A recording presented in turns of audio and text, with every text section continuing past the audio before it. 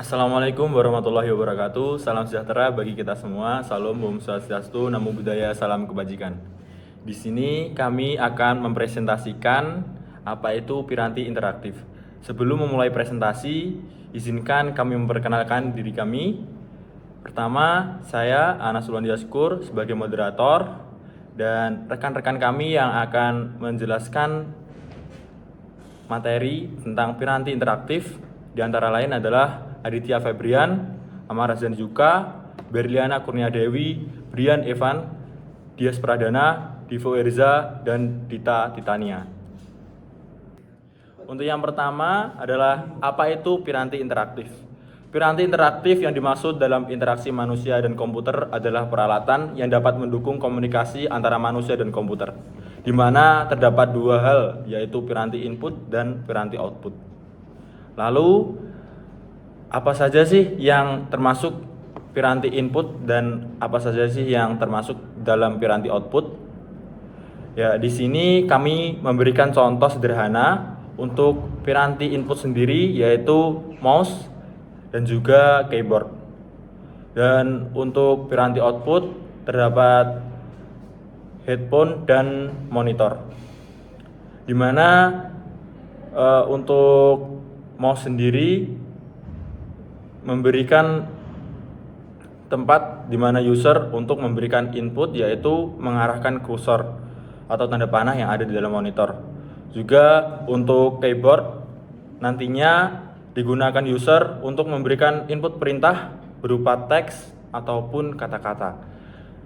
Yang untuk output sendiri headphone, di mana piranti tersebut akan memberikan output berupa suara. Untuk monitor sendiri memberikan visual seperti video, gambar, dan lain sebagainya. Untuk materi selanjutnya akan dijelaskan oleh Mas Dias Pradana. Untuk Mas Dias Pradana, waktu dan tempat dipersilahkan. Nah, di sini ada komponen utama piranti interaktif. Yang pertama ada antar pengguna, user interface atau UI.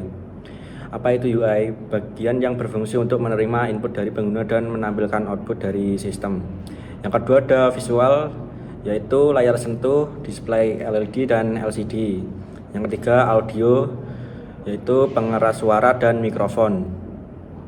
Yang ketiga ada haptic, yaitu getaran atau umpan balik fisik. Yang kelima ada sistem pemrosesan, yaitu komponen hardware atau software yang mengolah input dan menghasilkan output.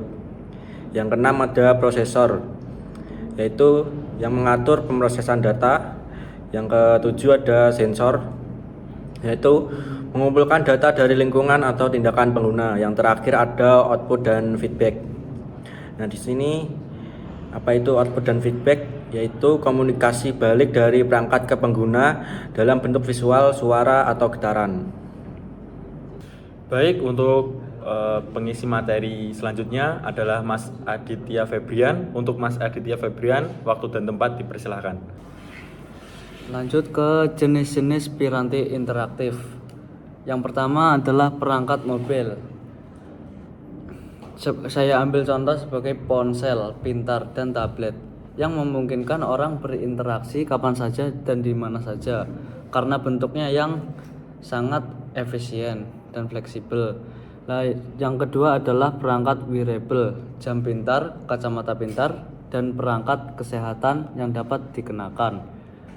Dan yang ketiga adalah virtual reality, VR, dan augmented reality, AR, headset dan kacamata VR atau AR untuk pengalaman digital yang imersif. Dan yang keempat adalah perangkat rumah pintar. Saya ambil contoh asisten suara yang dapat diakses secara interaktif seperti Alexa dan Google Home yang bisa membuat perintah sesuai apa yang kita inginkan. Baik, terima kasih Mas Aditya Febrian atas pemaparannya. Untuk berikutnya pengisi materi adalah Mbak Berliana Kurniadewi. Mbak Berliana, waktu dan tempat dipersilahkan. Baik, terima kasih. Materi yang selanjutnya adalah teknologi yang mendukung piranti interaktif. Berikut ada beberapa contoh yang menggambarkan teknologi yang mendukung piranti interaktif. Yang pertama adalah Internet of Things atau IoT, yaitu konsep piranti dengan menghubungkan internet ke perangkat fisik dan memungkinkan kontrol jarak jauh yang bisa dilakukan tanpa kontrol aktivitas manusia. Seperti contoh yaitu smart home, jadi kita bisa mengontrol segala alat elektronik menggunakan smartphone. Yang kedua yaitu sensor dan akuator, yaitu perangkat yang digunakan untuk mendeteksi atau mengukur suatu fenomena fisik atau keadaan lingkungan. Yang ketiga, augmented reality atau AR dan virtual reality atau VR. Augmented reality atau AR adalah teknologi yang memperoleh penggabungan secara real time terhadap digital content yang dibuat oleh komputer dengan dunia nyata. Augmented reality memperbolehkan pengguna melihat objek maya 2 dimensi atau 3 dimensi yang diproyeksikan terhadap dunia nyata. Baik, terima kasih Mbak Berliana atas pemaparannya. Untuk selanjutnya, pemateri yang akan mengisi adalah Mbak Dita Titania. Untuk Mbak Dita, waktu dan tempat dipersilahkan. Baik, selanjutnya saya akan menjelaskan tentang contoh aplikasi dari piranti interaktif. Di sini kami hanya memaparkan beberapa saja, namun saya nanti akan menjelaskan beberapa lagi. Berikut adalah contoh dari aplikasi yang berkaitan dengan piranti interaktif. Yang pertama adalah kesehatan, yaitu seperti Halodoc yang berfungsi menyediakan layanan kesehatan seperti konsultasi dokter, pembelian obat, dan pemeriksaan lab. Selanjutnya yaitu edukasi, seperti Google Classroom yang berfungsi membuat dan mengelola kelas, menambahkan materi, memberikan umpan balik, memulai rapat video, mengundang orang tua, arsip pembelajaran, penyimpanan terpusat. Yang selanjutnya adalah keuangan, seperti OVO, GoPay, Dana, aplikasi dompet digital yang memungkinkan pengguna untuk melakukan transaksi keuangan secara mudah dan cepat. Yang keempat yaitu transportasi seperti Gojek atau Grab, aplikasi transportasi online yang memudahkan pengguna untuk bepergian dan memesan layanan lainnya. Yang terakhir adalah belanja online seperti Shopee, Tokopedia, Lazada. Aplikasi e-commerce tersebut menawarkan pengalaman belanja interaktif dengan beberapa fitur yang menarik. Baik Mbak Dita, terima kasih atas paparannya. Untuk selanjutnya akan dipaparkan oleh Mas Amar. Mas Amar, untuk waktu dan tempat kami persilahkan.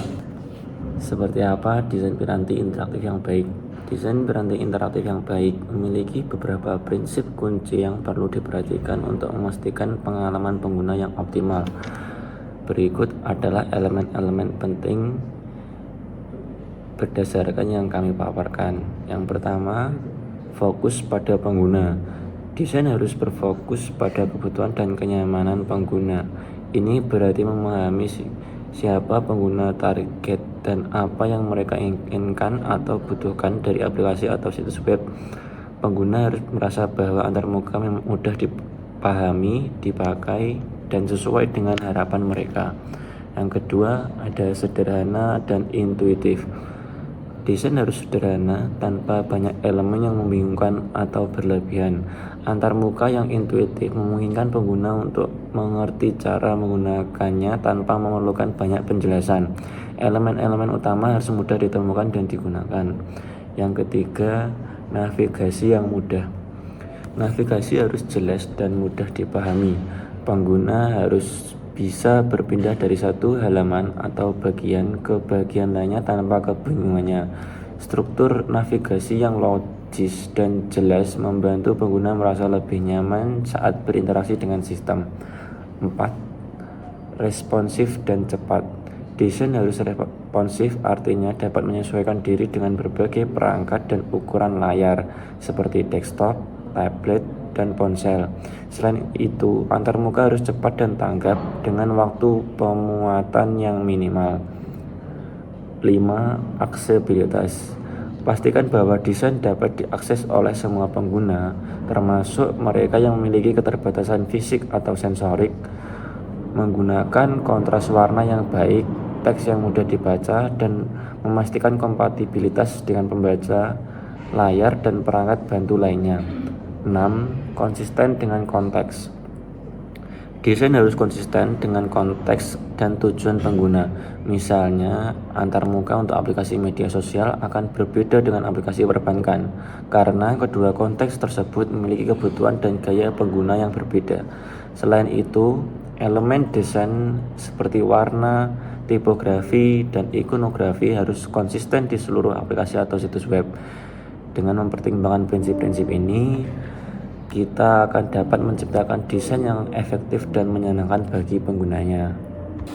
Baik, terima kasih Mas Amarazan atas pemaparannya.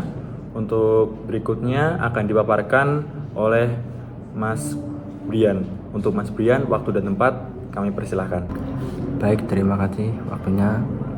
Di sini saya akan menjelaskan beberapa tantangan dalam pengembangan piranti interaktif. Yang pertama, keamanan data dan privasi. Dalam era digital, privasi dan keamanan data adalah prioritas utama, terutama ketika perangkat mengumpulkan data sensitif pengguna. Tantangannya adalah mengembangkan sistem yang mampu melindungi data dari akses yang tidak diinginkan atau peretasan, serta mematuhi regulasi privasi yang berbeda di setiap negara, seperti GDPR di Eropa atau CCPA di California. Yang kedua, ada desain yang ramah pengguna. Merancang antarmuka yang mudah digunakan memerlukan pemahaman mendalam tentang kebiasaan dan preferensi pengguna. Tantangannya adalah menciptakan UI yang intuitif dan sederhana tanpa mengurangi fungsionalitas, sehingga pengguna bisa berinteraksi dengan perangkat tanpa mengalami kebingungan atau frustasi. Yang ketiga, ketahanan dan daya tahan baterai. Dalam piranti interaktif, terutama yang wearable, membutuhkan baterai yang tahan lama agar tetap nyaman dipakai. Tantangan ini melibatkan pengembangan perangkat yang hemat energi. Ini melibatkan pengembangan perangkat lunak yang mampu menjalankan fungsinya dengan baik, terutama pada piranti kecil yang memiliki keterbatasan ruang untuk komponen baterai besar. Selanjutnya yang keempat, ada pengelolaan feedback. Ini memberikan feedback kepada pengguna, baik dalam bentuk notifikasi suara atau getaran, perlu diatur dengan baik agar tidak terlalu sering berlebihan. Tantangannya adalah menyeimbangkan feedback sehingga pengguna tetap terinformasi tanpa merasa terganggu, serta memastikan feedback tersebut relevan dan tepat waktu. Dan yang terakhir, kelima, ada kendala teknologi. Pada perangkat yang menggunakan VR, AR, atau teknologi wearable, terdapat tantangan terkait keterbatasan sensor, masalah latensi dan akurasi gerak, lag atau keterlambatan respon, misalnya bisa membuat pengguna merasa pusing atau tidak nyaman saat menggunakan perangkat VR. Memastikan teknologi dan dapat memberikan pengalaman yang responsif dan lancar. Tantangan teknis yang memerlukan penelitian dan pengembangan berkelanjutan. Dan itu semua secara keseluruhan, tantangan ini menekankan pentingnya pendekatan holistik dalam pengembangan piranti interaktif agar perangkat dapat memberikan pengalaman yang aman, nyaman, dan optimal bagi pengguna. Oke, mungkin itu saja dari saya. Baik, terima kasih Mas Brian atas paparannya. Untuk selanjutnya dan yang terakhir akan disampaikan oleh Mas Divo. Untuk Mas Divo, waktu dan tempat kami persilahkan. Tren masa depan dalam piranti interaktif. Yang pertama adalah pengembangan interaksi multimodal. Teknologi ini memungkinkan interaksi menggunakan berbagai cara seperti suara, gerakan, tatapan mata, dan bahkan pikiran. Selanjutnya adalah peningkatan penggunaan AI untuk mempelajari perilaku pengguna dan memberikan rekomendasi yang lebih cerdas. Yang ketiga adalah integrasi IoT yang lebih luas, membuat perangkat yang lebih terhubung dan berkolaborasi. Yang selanjutnya adalah desain yang lebih ramah lingkungan, menggunakan bahan ramah lingkungan dan teknologi hemat energi. Dan yang terakhir adalah teknologi haptik lebih maju, memberikan umpan balik fisik yang lebih realistis pada interaksi digital. Baik, terima kasih Mas Divo atas paparannya. Dan sekian dari kami, kurang lebihnya kami mohon maaf. Wassalamualaikum warahmatullahi wabarakatuh.